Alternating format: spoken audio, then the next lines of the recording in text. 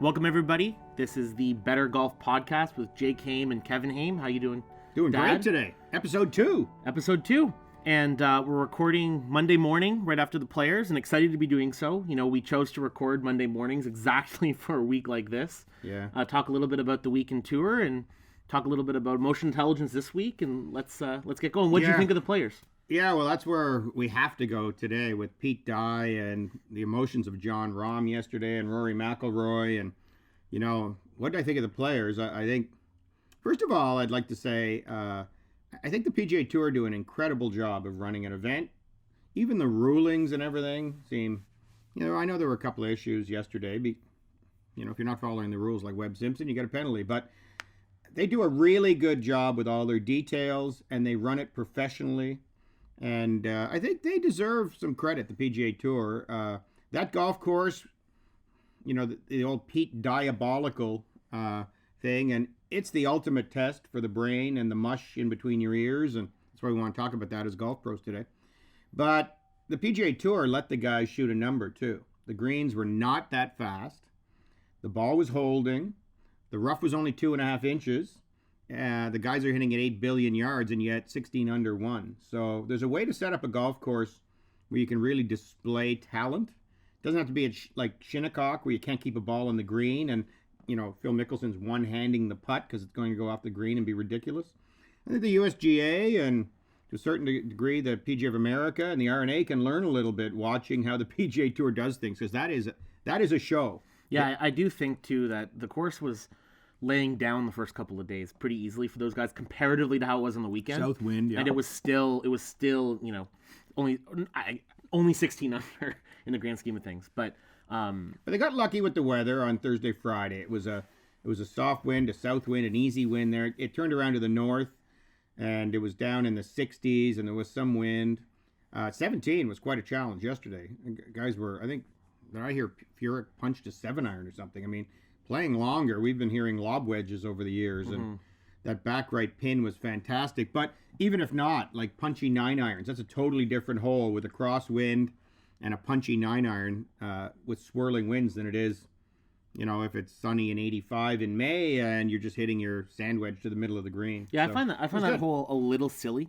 Oh, you know, I think. Well, no. Let me finish before you give me a hard time for saying it's silly, because it's a 137-yard par 3 and it's an island green, but it's meant to be dramatic, right? It's there for the drama, and I will say that more than ever, I felt like it delivered yesterday, with a couple guys hitting it to the left side of the green, making the big putts, and you know Fleetwood and Rahm. Name me a better finish in golf.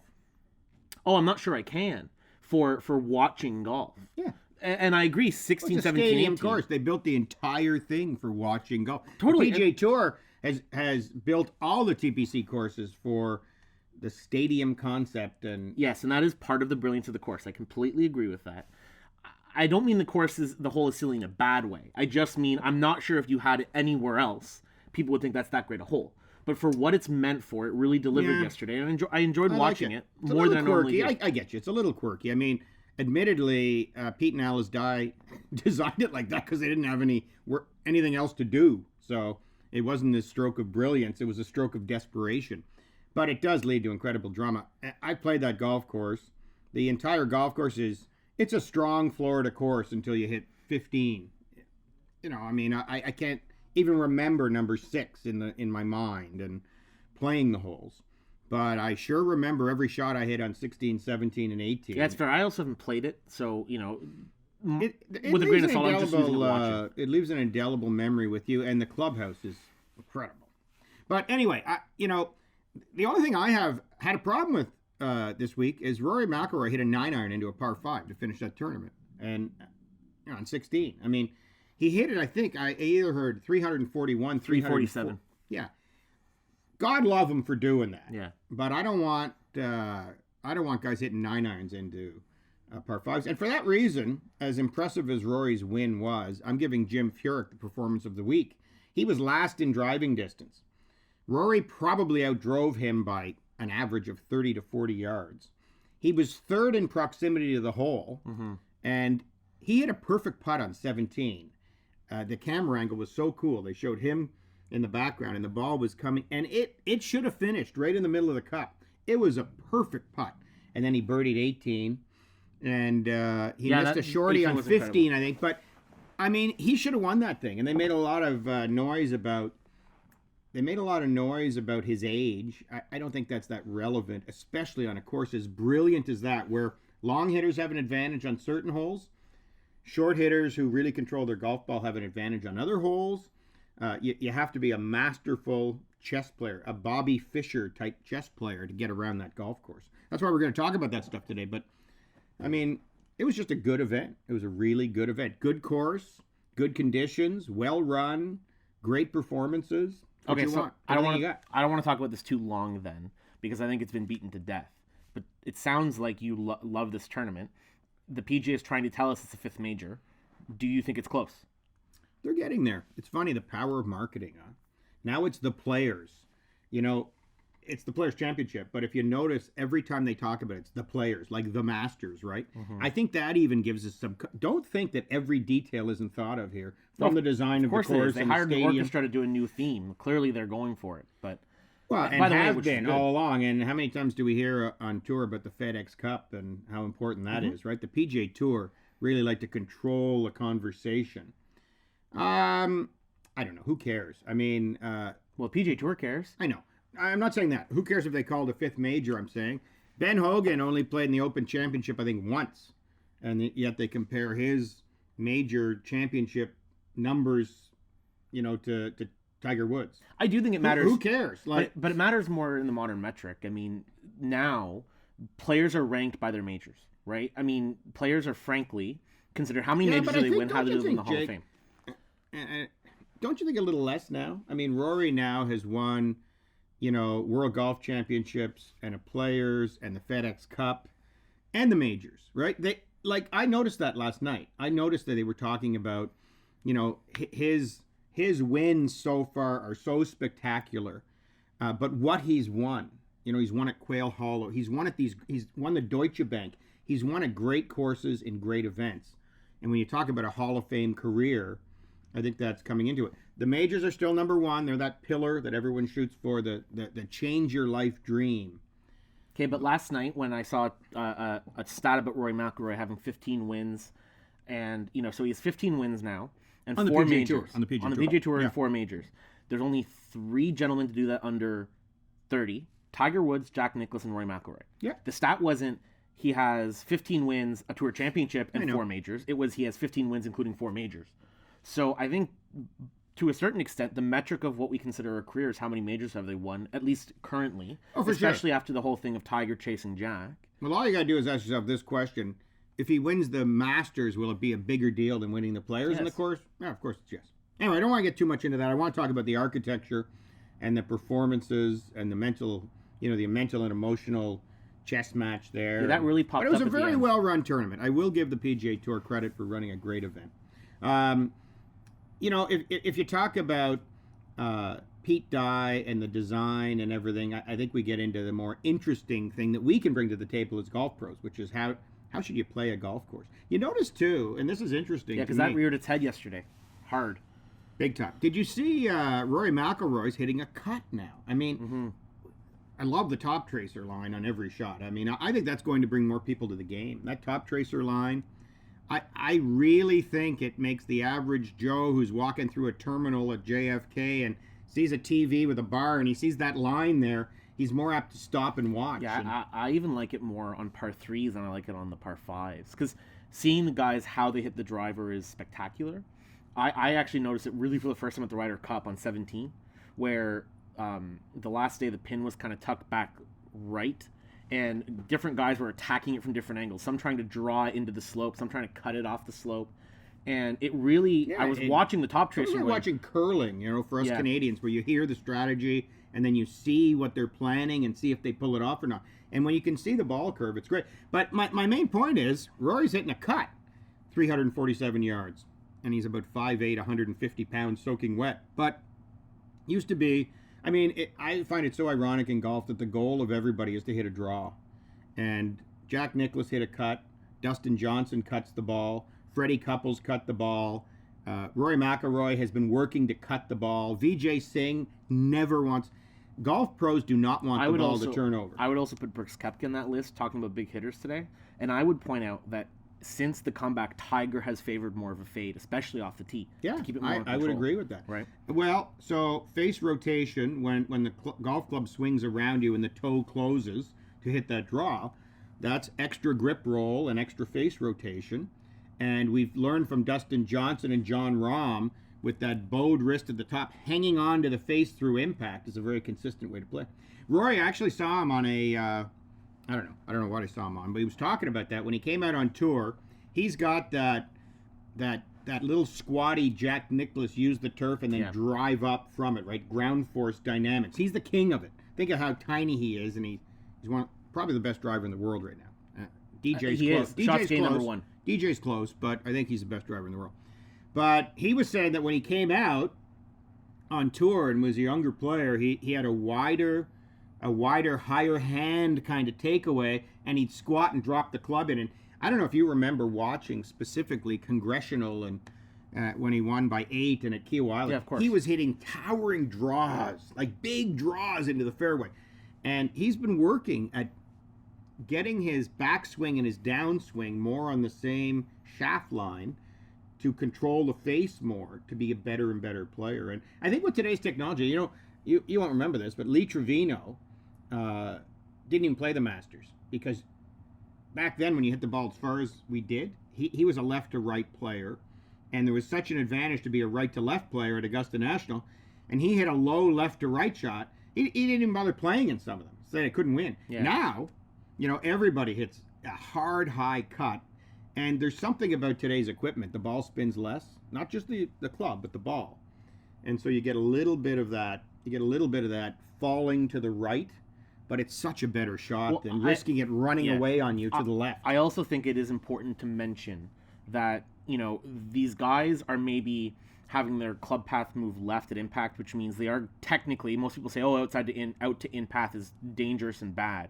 Technically, they're moving slightly out to in, but we're talking about a degree or two here. Yeah. Most people who cut across the ball up to, we see on our flight scope 13, 14, 15 degrees of cut across the golf ball and hit these giant slices. Yes, we do. We're not saying, just try to hit a big slice or hit a big fade, and if it's across the ball is great. And what they're doing is a very different thing, and I think, we'll explore this more and more as we go about how that's happening. But yeah, I'd say controlling the club face without letting it roll a lot through impact is a pretty strong way to play good golf. We're talking, you're right, Jake. We're not talking to 120 shooters when we say try to work the ball left to right, or for lefties right to left or whatever. But we are anyway. I just found that interesting. He's controlling the path. And he's taking the left side away from the golf course, like many of the great drivers in history do. And there's a little bit of an irony there that, here at our golf center, people just they would do anything. Here's $1,000. Can I get a bucket that draws? They just want to draw the golf ball. Anyway, let's get to the other thing I want to talk about, Rory. Although I do think Jim Furyk was the performance of the week. The other thing I want to talk about, Rory, is his emotional lead up into this. Yeah.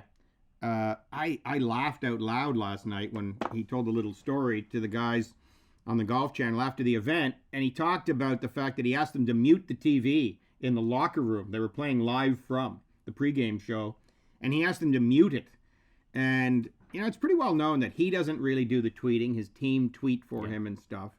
He has blocked out all the white noise, all the crap. He's read some self-help books, and he said he gave credit to his wife. And I think there is a partnership there.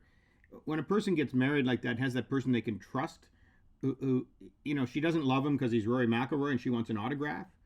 And he can really, really trust her like you can't even trust an agent, Yeah, for sure. You hear about agents who you lose everything in a restaurant deal. My agent did it. Or, there's stuff like that. Although you do hear about wives taking guys to the bank, I guess. But I think he really thinks he can trust. He really thinks he can trust her. And she's got him, I don't know if she's got him reading self-help books, but he's really been working at it. And he's done an amazing job thinking about things the right way.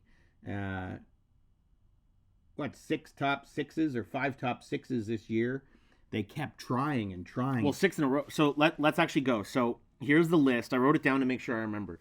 Here's a list of his 5 starts previously to this. And none of these are bad events. Yep. Okay.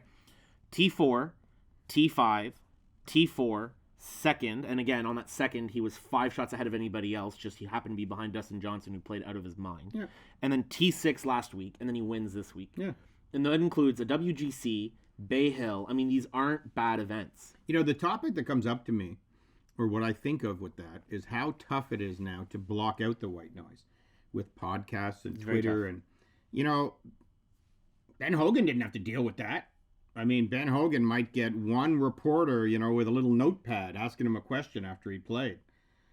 For these guys today to have the emotional strength to, you know, deal with all the outside pressures, all of the contracts they have, all the suppliers, all the agents, all the corporate outings, and still do what he did this week is amazing. Well, especially and it takes a lot of work. It takes a lot of work to do it. Especially if you're Rory freaking McIlroy. I mean, if you look at that and any other player on the planet, like Francesco Molinari last week, he's a great winner. I love watching him. I really like Francesco Molinari. But if that was his last 6 tournaments, people would be talking about, oh, he's the hottest player in the world. That was Rory's 6 tournaments, and everyone talked about how Rory can't finish a course. Because, yes, he was getting into the lead a couple times or coming in second a couple times and wasn't finishing. And we know what he can do.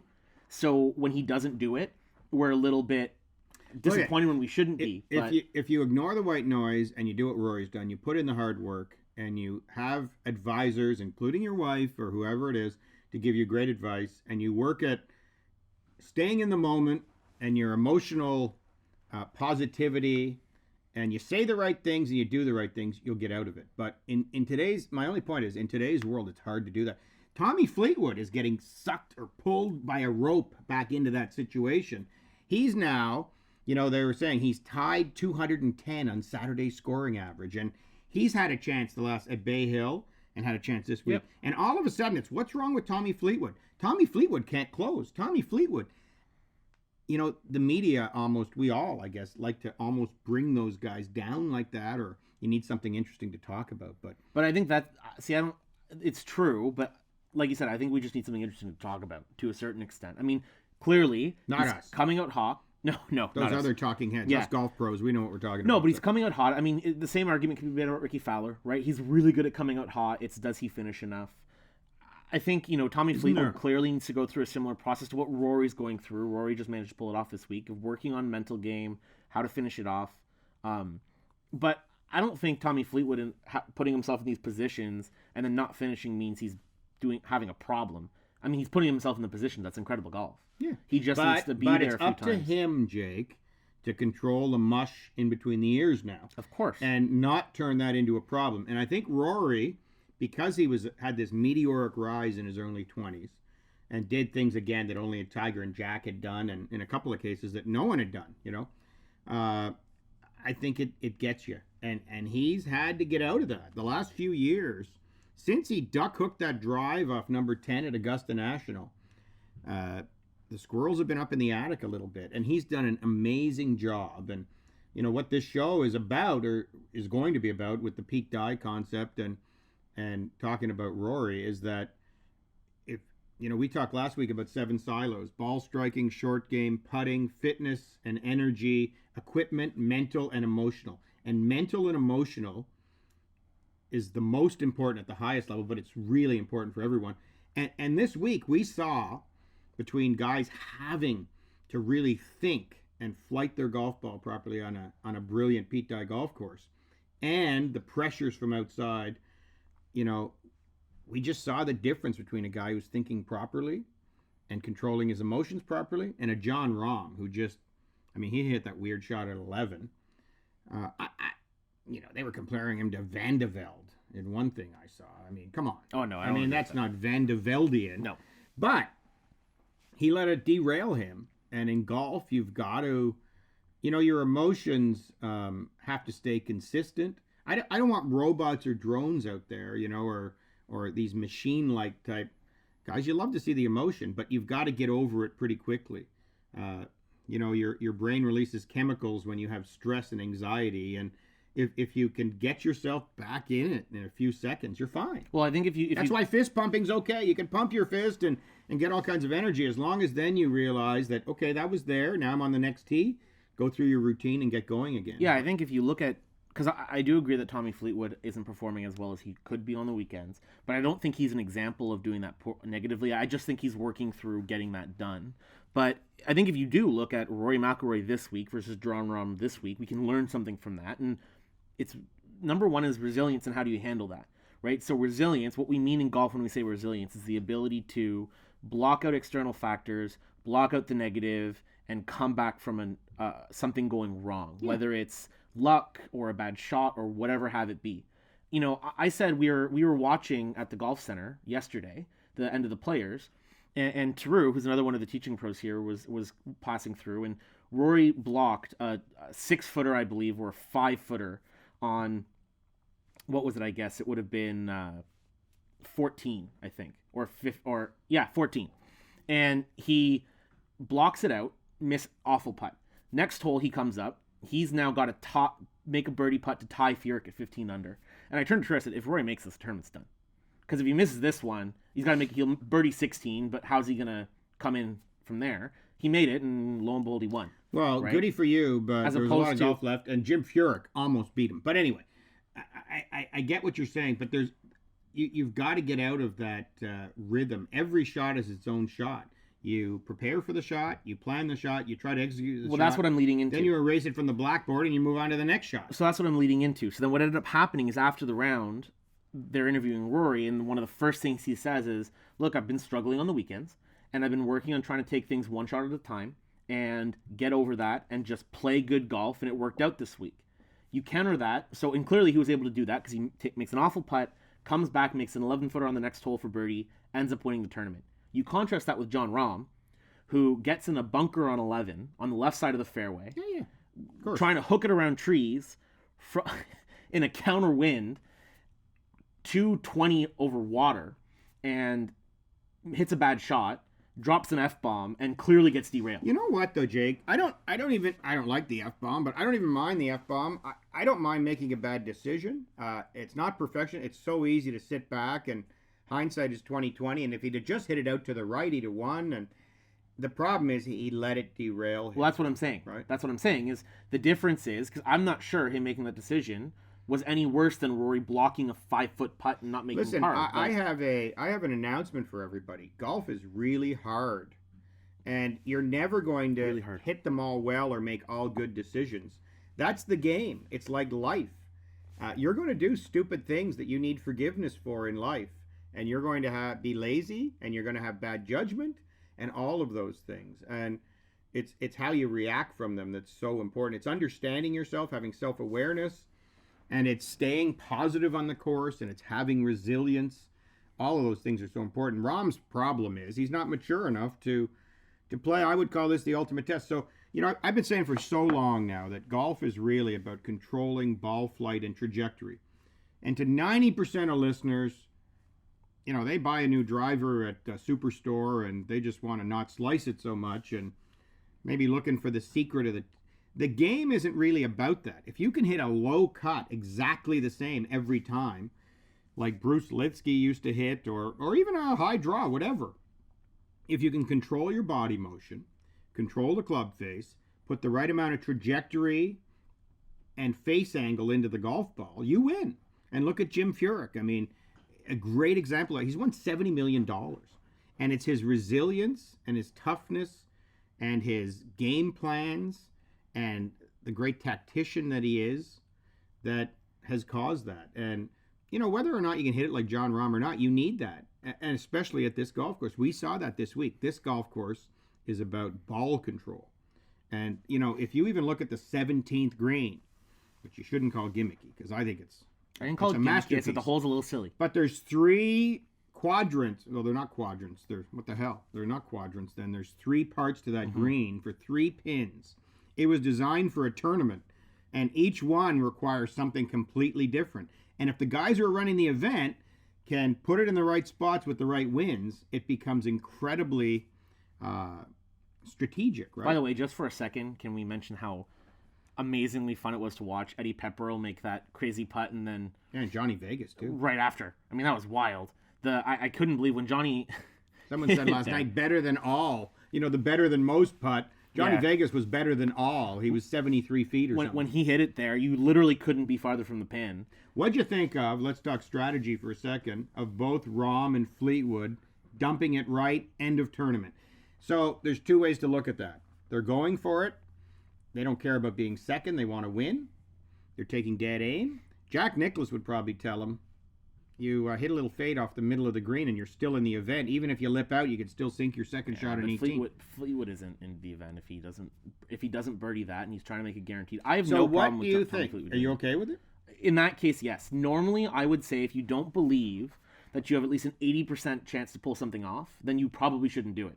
I could argue both those guys have an 80% chance to get close to the pin going for it on that hole if they hit it well. Yeah. But regardless of that, when you're in extenuating circumstances like that, you got to do what you got to do. And I respect Tommy Fleetwood for having the cojones to go for it when it mattered and try to win. Okay. John I'm fine with Rahm, a little different because John Rahm was farther back at that Yeah, point. So maybe his he wheels should have were played it more wobbling. safe. His wheels were wobbling at the time. He almost hit it like that because he didn't care, which is what you don't want to No, do, right? totally. And a lot of people are, I'm already over par. I'm going for it here. That is something no one can learn anything from. But I do think...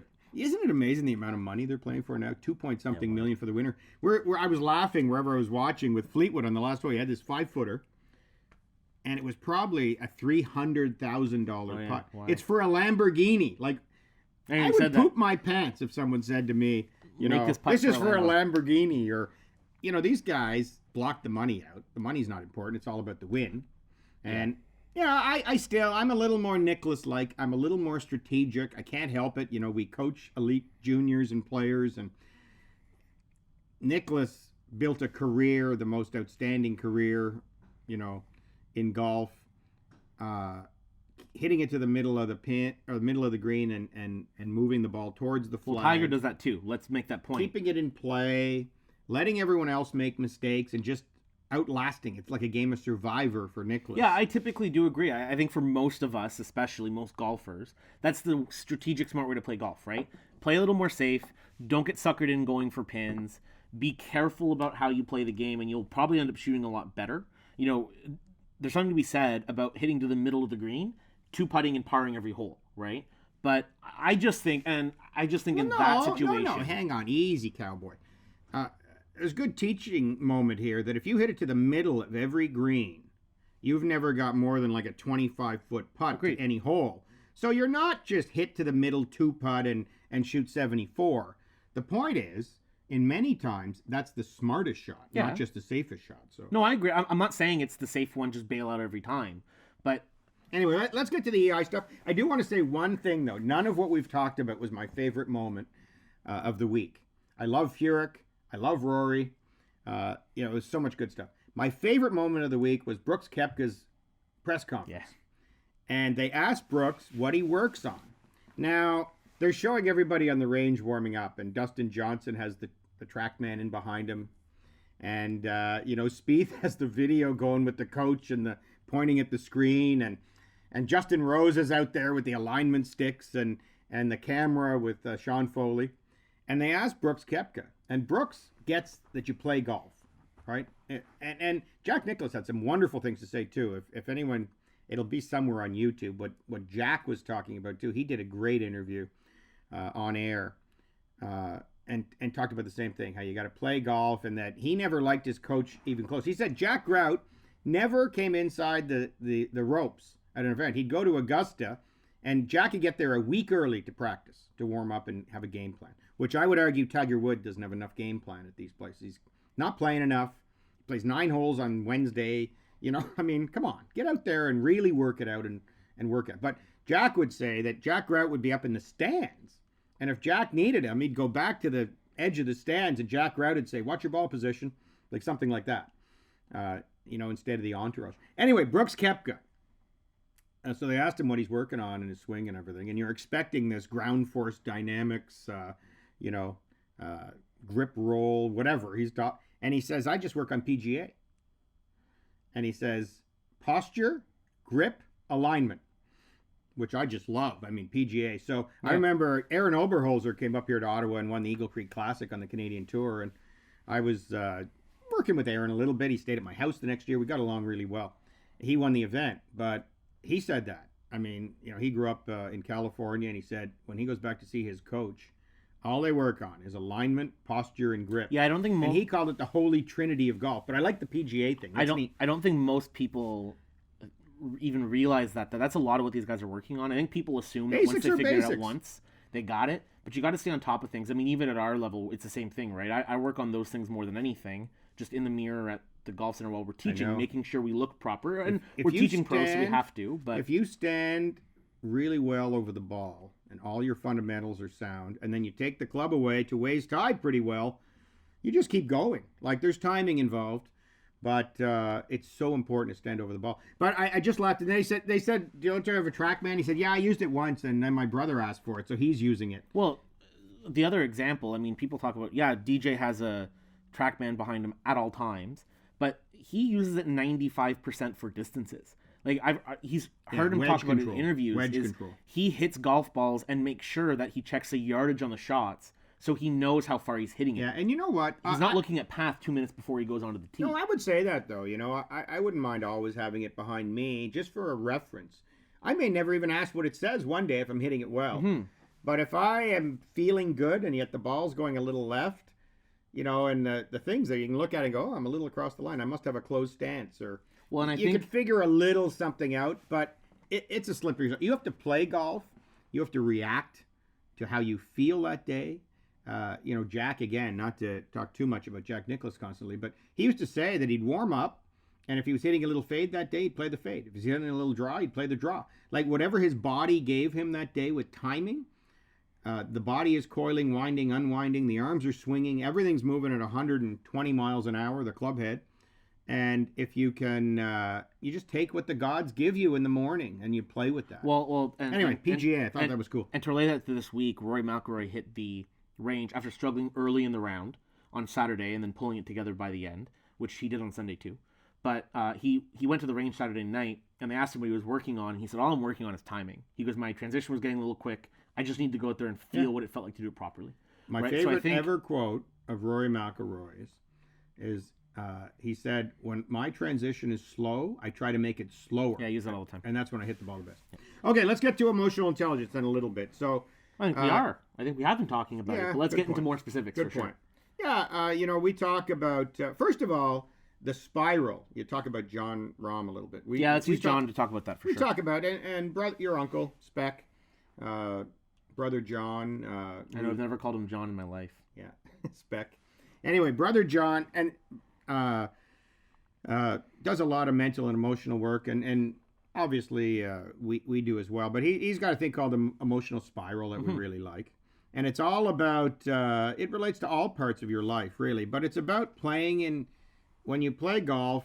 And this is the lesson for everybody. You want to start on the first tee in a neutral state. So what does a neutral state mean? Well, a neutral state means that you're relaxed, you've got a game plan. You might be a little nervous because it's an important event, but you're not scared nervous. You don't have fear and anxiety, and you're just trying to make a good golf swing and start. That's a neutral state. You understand, typically, today I'm hitting a fade. This is what I'm working on my swing. Everything's good. I'm ready to go. I got a game plan. I'm good to go. That's neutral. By the way, for everybody listening, doesn't mean that you can't feel a little nervous and you can't feel pressure. I mean, if you're, whatever level you're competing at, even if it's in a match for $1 with your friend and you just want bragging rights, being a little bit nervous on the first team just means you care. And that's not a bad thing. It's just about how do you control that urge. I mean, if you don't think the PGA Tour guys get nervous, I was reading last night. Nervous means you care. Since 2007, there have been 17 different players have a 54-hole lead or tie for the leads at the Players' Championship. The scoring average for those players is 75. John Rahm shot 76. Yeah. So he's only one shot worse than the scoring average for the leaders after 54 holes at that tournament. All right. Listen. So then you got to get in touch with your round. So you're neutral at the start. You have to get in touch with your round. You've got to get engaged. So no matter what happens, even on the first hole, you hit in a divot, you hit a big block. You have to go in there with some positivity and say, I'm going to show myself I got this shot. Yeah, for sure. And you have to be positive about the situation. Even if you make a bogey on the first hole, then you say, I got a chance here to shoot a brilliant score, even bogeying number one.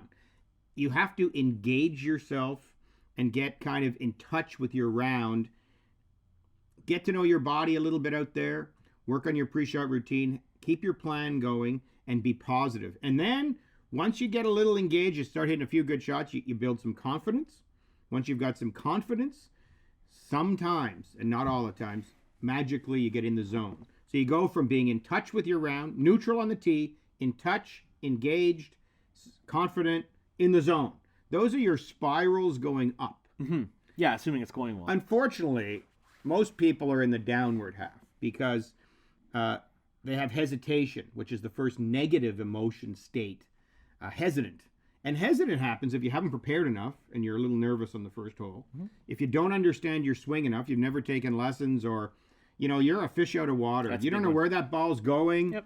And if it goes somewhere, but you're just a little hesitant, right? There's some negativity there. And that leads into the next stage, which is confused, right? If something's going wrong and you don't know what's going wrong, it's really easy to spiral out of control because you also have no clue how to fix it, right? Or you got to make sure you understand your golf swing a little bit, and that's one of the great things lessons can do from you. But you got to also understand your tendencies. I think a great example of that, and you kind of mentioned it a second ago, is people maybe bogey the first hole and go, oh, the round's done. Well, why is a bogey on number 1 any different than a bogey on number 12 after a birdie? Mm-hmm. Like, people get it in their head that if they bogey the first 2 holes, oh, my round shot, or double bogey the first 2 holes. There's a panic, too, that we can mess in here. Anyway, yeah, you're totally right about that. And I say, if someone's a 10 handicap, you're allowed to make 10 bogeys. Even if you make a quintuple bogey on the first hole, you're still allowed 5 more bogeys. Golf is not normal. There's no perfection in golf. Anyway, you go from hesitant, then you get a little confused, right? So you're uneasy, you hit a big cut, and you're like, why'd the ball go over there? And you don't really understand why the ball went over there. And then the anxiousness comes in, and you get that frustration of things aren't going like you hoped they would. I always hate the hope thing in golf.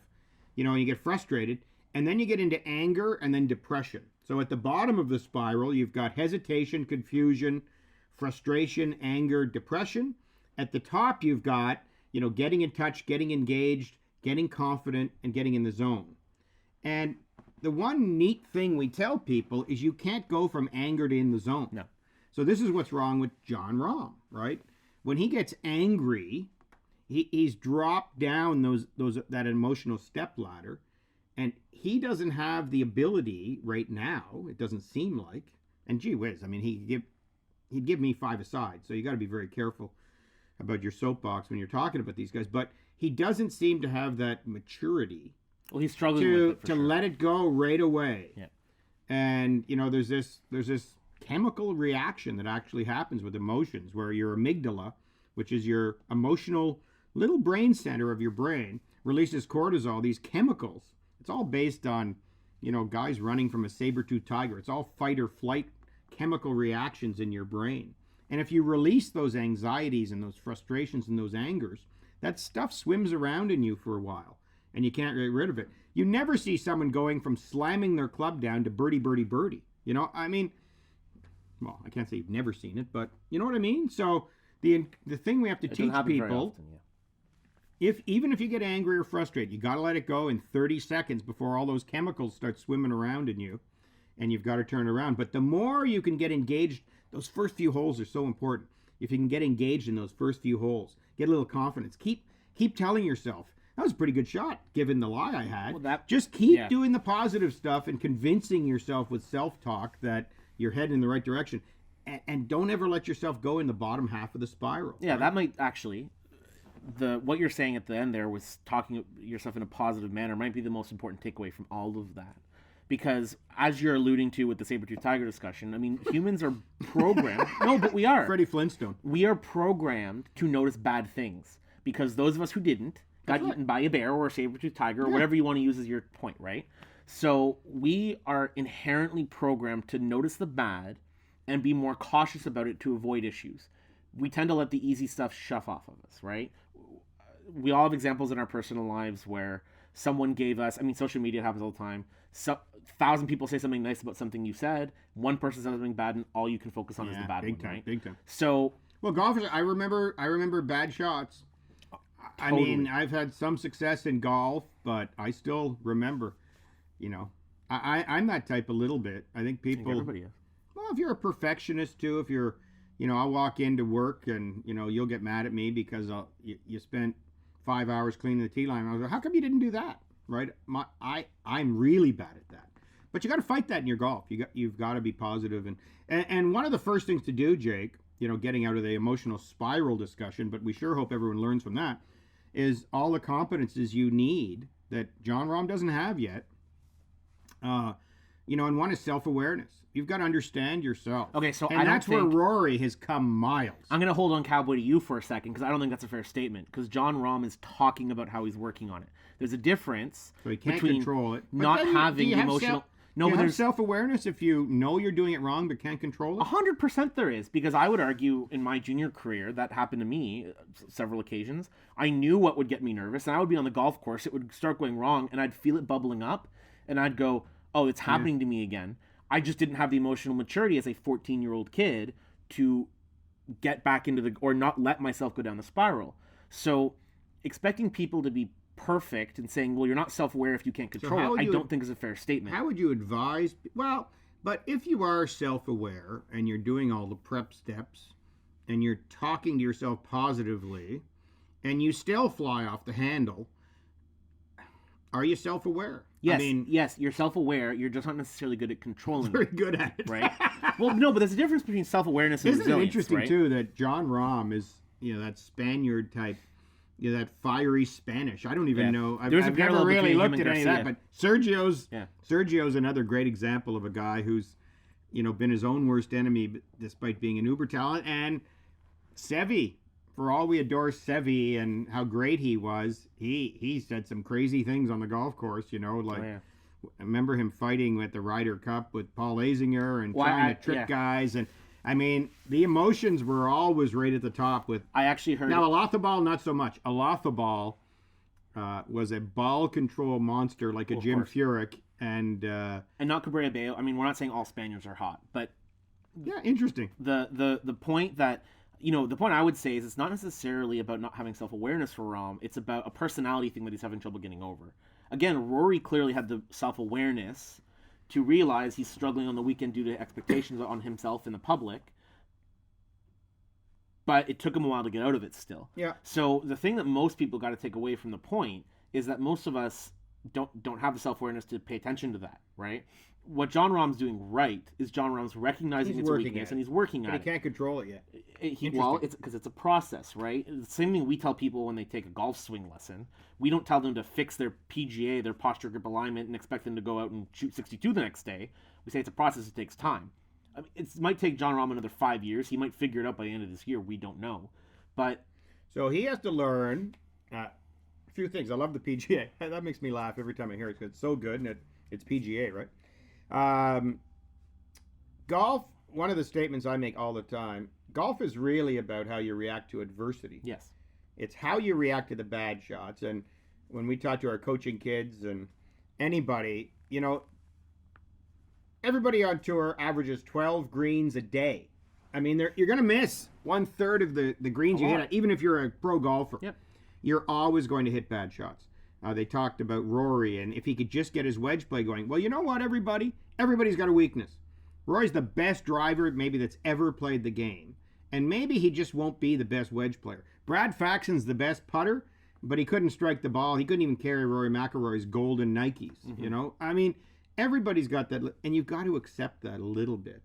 But if there's one thing people would take out of this whole conversation on emotional strength in golf is that it's all about how you react, and John isn't doing it. You have to react to the bad shots. They're never going to stop. You're never going to master it. You're never going to buy a driver you always hit well. You're never going to hit every fairway. I mean, it's just the game. The game is about reacting to negativity. Exactly. I mean, I think, that was really, again, apparent. I made the comment about talking about Rory pushing the putt and then making the next one.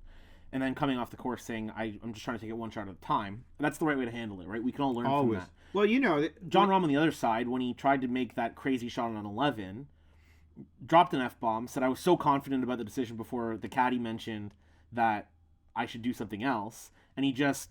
So I was watching that. I don't think he was that guy. I almost think there was a little bit of I'm the boss here. I mean, Jon Rahm saying the right things, like I had a bad lie, so hitting it out to the right would be more difficult. Please. like the ball was sitting down a little bit. As I if think he he's making couldn't- excuses, which is a sign of immaturity. Correct. And I think he was playing a who's the boss there a little bit with his caddy. Yep. The caddy said, I think you should go over here. And he's like, I'm the player. I'm hitting this shot. Bad emotional reaction there. And- Back to the adversity thing for a second and expectations of average players. We see that all the time. You ask a kid how many greens they should hit out of 10, and they'll say 8 or 9. Even 12-year-olds who, they're 18 handicaps. And how many good shots should I hit out of 10? 8? Oh, I mean, people's expectations in golf how are about whack. 8 handicaps? How about beginner clinics? We ask people, I'll stand in front of the group and say, how many do you expect someone like me, who's a pretty good player, hits out of 10 the way I intended to? And the amount of 8s and 9s and 10s I hear vastly outweigh even the 5s or 6s. And then I say 2, and everyone looks at me like, what are you talking about? Oh, your standards are too high. Well, no, they're not. Yes, my standards are higher than the average golfer because I hit a ball pretty well. But you're never going to hit everything perfect. I think if people can enjoy the challenge that arises after a bad shot, they'd have so much more fun at golf. Like, if I hit some skanky shot and I end up in this under a tree, and my attitude really is, now I'm not paying to pay my mortgage anymore, but I get in there and I'm like, I'm really kind of embracing, can I pull this sucker off? Yeah, totally. Right? And I think if you approach all your golf shots with that optimism and with that positivity, these are all the emotional competencies athletes need. They need optimism, positivity, resilience, self-awareness, all these emotional little pieces of candy they've got to have, right? They have to have all that. But I swear to God, I'm really like that. I'll get in there and I'll go, oh boy, give me the 4-iron. I'm going to see if I can hit this shot. And I'm actually having fun doing it. And if you can make your golf like that, where you enjoy the challenge of the miss and the bad shot, and, if you think about it, we're all standing on the first tee. We're all going to end up under that tree limb one day or on another hole. I mean, we just said you'll hit 2 out of 3 greens even if you're a golf pro. So you're going to get yourself in lousy situations. Embracing them and saying, ooh, I'm getting my money's worth today. This is really, and being positive and getting the right chemicals flowing in your body and working your right way from, in touch to engaged to confident to in the zone. It's your only way to do it. So you may as well enjoy that about golf and say, and even afterwards, instead of being frustrating and slamming your hat down in the lounge and saying, I played so bad today, saying, well, that was quite a day. I got my money's worth today. I mean, it does so much for you. And Rory is there right now. Now, Rory can miss a few putts and back down again. The true challenge of greatness is to keep the emotions always where they should be, right? But it's a big part of golf. People can learn a lot from optimism and, self-awareness is always the big one, right? Like we talk, and we have before, that we teach the hardware of the game. You got a car. Don't even know, we might have even mentioned this in episode 1, but if you've got a car, we're going to build the car right, fix the alignment, tune the engine. But the software is the dashboard, and all the computers underneath, and that's your mental and emotional. And if that's strong, you have got a huge advantage over other golfers. You see it in we go to junior tournaments, and kids are, isn't it funny? I'm just watching you with your Puma shirt on there and everything's matching. And we love this stuff in golf, right? You love to go to the pro shop and grab some putters and try them and get the next putt. We love golf. These juniors, they all look like Ricky Fowler. They're all dressed up in orange.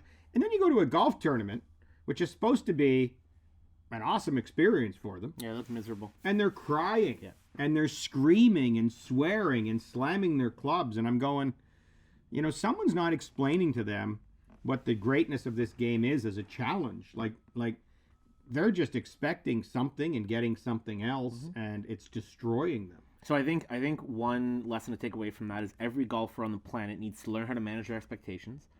I think the other thing, though, is how powerful, we're talking about competitive juniors or tour players, but even for the average golfer, if every time they walked into a shot that was tough, they said, oh, good. Because exactly like your mindset, right? Try to revel in the fact that you have an opportunity to show off to your friends and pull off a shot you didn't before, or, you know, get that reward feeling of hitting a great shot in a hard situation, or even if you don't hit it well, you learn from it. Well, so look at it this So way. you walk in and go, good, I either have an opportunity to prove that I'm awesome, or I learned something that I didn't know before. That's an awesome opportunity. And I think very few people think that way naturally, but if you can kind of almost coerce yourself into feeling that way, it would be a very powerful thing to help most people's golf, for sure. What do you talk about in the lounge after the round? You talk about that shot. Yeah. Sometimes. Now, if you get mad and slam your clubs and you're no fun to play with, your friends will talk about what an ass you are after you leave, and they won't want to play with you anymore. So, Totally. you know, trying to impress them with your greatness is not. But when we all have that little shot, you know, like, look at Kevin over there. He's got 1 foot on an anthill, and, you know, he's got pine needles in his hair. And if you hit that shot and knock it to 6 feet and par the hole, that's all you talk about. So those we should embrace those moments like challenges and the fun of it, right? Totally. When you're in anything, it's tough. When you're in it, but if you can get rid of the white noise, get rid of the negativity around you, keep yourself not blindly optimistic. You know, I'm not saying I pull it off every time. I'm not saying I'm always happy on the golf course, but you have to engage in your round and be optimistic and hopeful, right? You can't be a defeatist. You can't be confused. So there's so many things that you have to control to get to the top of the mountain where Rory is right now. And Jon Rahm's just climbing his way up. He's got his Sherpas. And if he chose the right Sherpas and they're saying the right things to him and he's surrounded by the right people and he's doing the right steps in practice, he's going to get to the top. If he doesn't, he won't get there. Yeah, right? It just takes time, and that's another thing people got to recognize, right? It's not a matter of I flip a switch and I'm better. You got to work on it. I mean, you used the example earlier about Rory having a good team around him right now and really helping him, and he's read a couple books and his mindset is changing. Tommy Fleetwood's another great example. Tommy Fleetwood has an incredible team around him. He has a great buddy on his bag who keeps him calm. He's married his best to his friend, right? He's married to his bloody manager. You know, like his team around him is incredibly strong, and he talks about it a lot. But you know, he just has more to work on to close some events. Jordan Spieth's the same. Jordan Spieth has a great team around him. I would argue the same point you made earlier about maybe working too much on the range beforehand, and maybe he should back off that a little bit. So why do you think he's lost right now? Spieth? I think because I think one, because Spieth is falling into the hype a little bit and how he's not as good a putter as he thought he was, and he's You don't listening to know people. that. I guess you're guessing. You don't know that he's thinking that. No, but it seems like he is. And I think the other thing, too, and he said it last year at the end of the year, that he was working on some technical things that didn't work out, and he's trying to recover from that. Yeah. I think everybody's assuming his putting is the problem because he's not putting great from mid-range. But if you actually look at Jordan Spieth statistically, he was never the best mid-range. He was only the best from 25 feet. So really where Spieth has changed the most is his shots approaching into the green. He was, I think in 2015, second in strokes gained.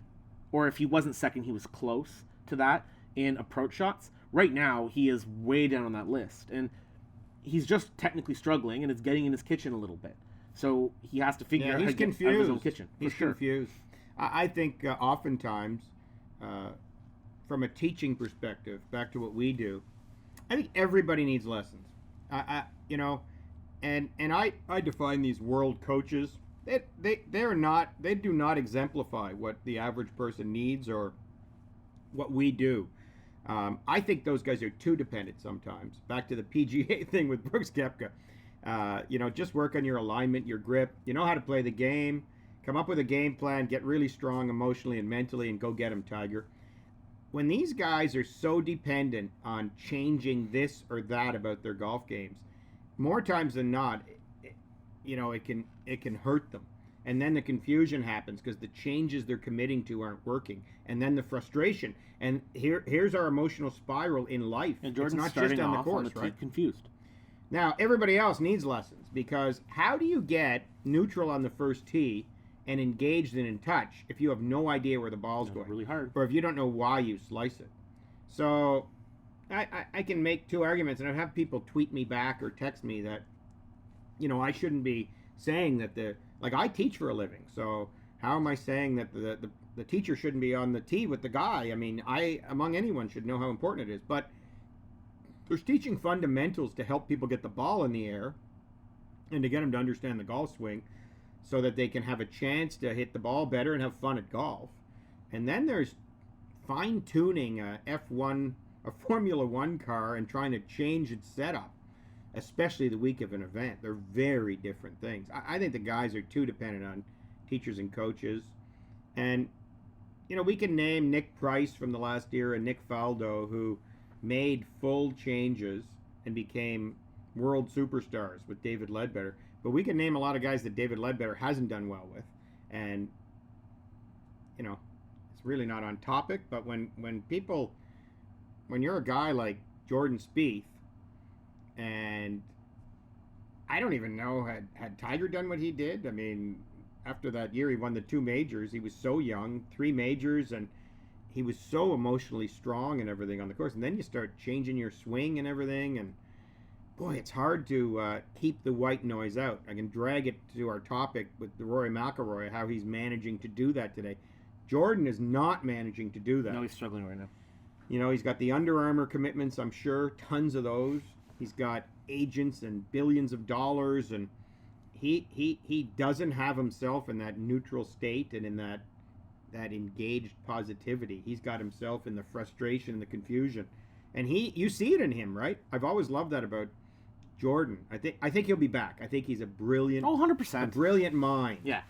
But I love the way he kind of shows the bad stuff too on the course a little bit, right? He talks, "Oh, Jordan, you know, dang it, Jordan." Yeah. You know, there's these famous little clips of him where he talks to himself, and but again, that proves you can do that as long as you let it go right away. Yeah, no, Jordan Spieth will be back. It's just a matter of when. Who knows if he's ever going to be where he was in 2015? No clue. I don't know if he's ever going to get his ball striking back to that point with the potent mix of the lag putting and although he still is one of the best lag putters in tour, an emotional game, but he's going to come back. I mean, I think it's fair to say he could bloody win the Masters. Maybe. In 25 days. You know who Ian Baker Finch is? Yes, I know who Ian Baker Finch is. I'm not that So young. Ian Baker Finch went from being the best mid-range putter on the planet, won the British Open. They used to call it the British Open back then, the Open Championship. Not really like Jordan Spieth, never a superstar, but disappeared.